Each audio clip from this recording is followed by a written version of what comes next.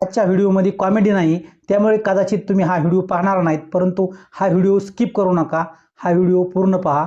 मित्रांनो, मला आजच्या व्हिडिओमध्ये बोलायचं आहे ते बारामतीमध्ये झालेल्या अपघाताविषयी.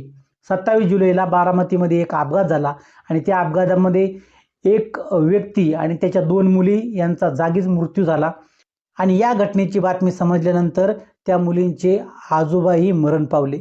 मित्रांनो, सर्व ड्रायव्हर लोक जे आहेत, या ड्रायव्हर समाजाला माझं हात जोडून विनंती आहे की तुम्ही जरा गाड्या काळजीपूर्वक आणि जरा कमी वेगानं चालवल्या तर बरं होईल.